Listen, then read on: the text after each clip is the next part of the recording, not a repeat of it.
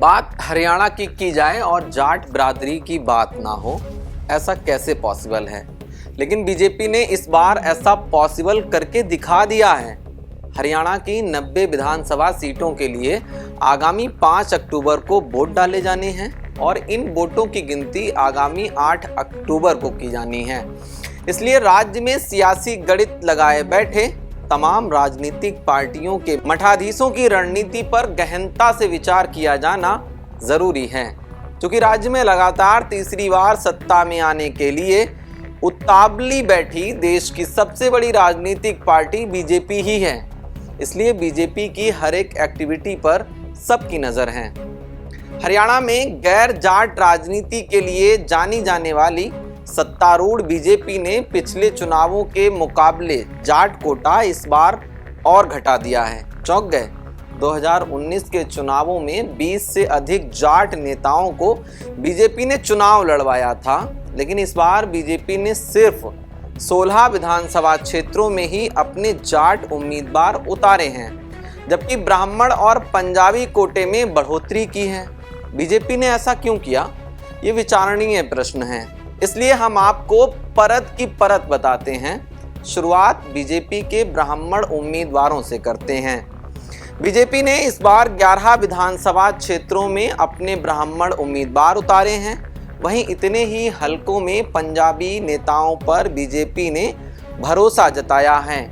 2019 के चुनाव के मुकाबले वैश्य बिरादरी को इस बार बीजेपी से कम सीटें मिली हैं। 5 ही बनिया बिरादरी के उम्मीदवारों को इस बार बीजेपी ने टिकट दिया है। अनुसूचित जाति के लिए आरक्षित सभी 17 सीटों पर भी बीजेपी अपने उम्मीदवारों की घोषणा कर चुकी है। वहीं पिछड़ा वोट बैंक को साधते हुए 20 हलकों में पिछड़ा वर्ग के नेताओं को भी बीजेपी से टिकट मिला है।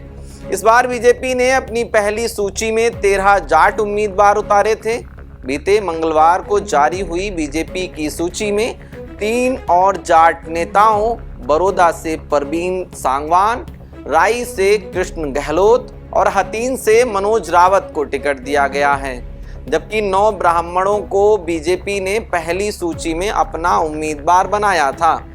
वहीं दूसरी सूची में गन्नौर से देवेंद्र कौशिक और पिहोबा से जय भगवान शर्मा डीडी को टिकट दिया।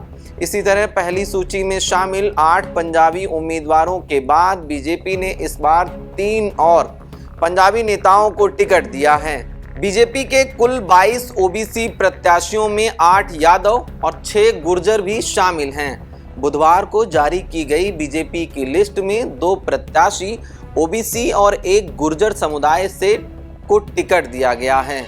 सबसे चर्चित टिकट महेंद्रगढ़ विधानसभा की रही है, जहां बीजेपी ब्राह्मण कोटे से हटाकर पिछड़ा वर्ग के कंवर सिंह यादव को प्रत्याशी बनाई है। हरियाणा में इस बार जारी की गई सभी बीजेपी की लिस्ट का मसौदा तो यही है जो हमने अभी आपको बताया, जिसमें साफ तौर पर देखा जा सकता है कि बीजेपी ने यकीनन अपने गैर जाट राजनीतिक ठर्रे पर चलने का काम किया है।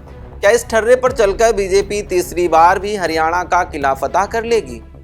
क्योंकि हरियाणा में जातीय समीकरण काफ़ी जटिल हैं और विभिन्न जातियों और समुदायों के बीच विभाजित हैं। राज्य में कुछ प्रमुख जातियां और उनकी अनुमानित आबादी का विवरण कुछ इस तरह है जो हम अभी आपको बताएंगे। नंबर 1, जाट। हरियाणा में जाट सबसे बड़े समुदाय हैं जो राज्य की कुल आबादी का लगभग 22.2% हिस्सा हैं। वे मुख्य रूप से किसान हैं और राज्य की राजनीति में प्रभावशाली हैं। नंबर 2, ब्राह्मण। हरियाणा में ब्राह्मण आबादी का लगभग 7.5% हिस्सा हैं। वे मुख्य रूप से शिक्षित शहरी हैं। नंबर 3, अहीर। हरियाणा में अहीर आबादी का लगभग 5.14% हिस्सा हैं। नंबर 4, दलित यानी कि अनुसूचित जाति। हरियाणा में दलित या अनुसूचित जाति की आबादी लगभग 21% है। वे विभिन्न उपजातियों में विभाजित हैं, जिनमें वाल्मीकि, बहंगी, चमार और खटीक शामिल हैं। नंबर 5, वैश्य यानी कि बनिया। वैश्य या बनिया हरियाणा में एक प्रमुख व्यापारी समुदाय हैं जो राज्य की कुल आबादी का लगभग 5% हिस्सा हैं। नंबर 6 जाट सिख। हरियाणा में जाट सिख की आबादी लगभग 4% हिस्सा है। नंबर 7 राजपूत। हरियाणा में राजपूत आबादी का लगभग 3.4% हिस्सा है। बिश्नोई। हरियाणा में बिश्नोई आबादी का लगभग 0.07% हिस्सा है, जबकि अन्य की आबादी 15.91% है। कुछ आंकड़ों का ये भी मानना है कि यादव यानी कि अहीर हरियाणा में दूसरी सबसे बड़ी जाति हैं, जो राज्य की कुल आबादी का लगभग 10 से 15% हिस्सा हैं। वे मुख्य रूप से किसान और व्यापारी हैं और हरियाणा में पंजाबी आबादी का लगभग 5.10% हिस्सा है। वे मुख्य रूप से शहरी क्षेत्रों में रहते हैं और व्यापार और उद्योग में शामिल हैं। यहाँ पर इस बात को याद रखना बहुत ज़रूरी है कि एक लंबे समय से जातीय जनगणना ना होने की वजह से अभी मौजूदा वक्त में जातीय समीकरणों की कहानी पूरी सच्चाई बयान नहीं कर रही है। लेकिन जहां तक लब्बो-लुआब यही है। अब ऐसे में जहां जाट समुदाय सबसे बड़ी अक्सरियत में है, वहां बीजेपी उससे दोबारा से किनारा करके क्या बताना चाहती है।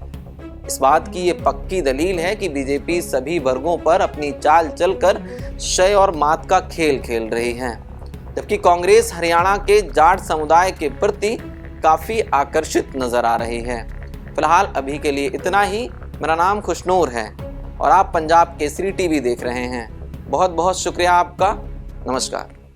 हमसे जुड़े रहने के लिए हमारे YouTube चैनल को सब्सक्राइब करें और नई वीडियो की नोटिफिकेशन के लिए बेल आइकॉन को दबाएं।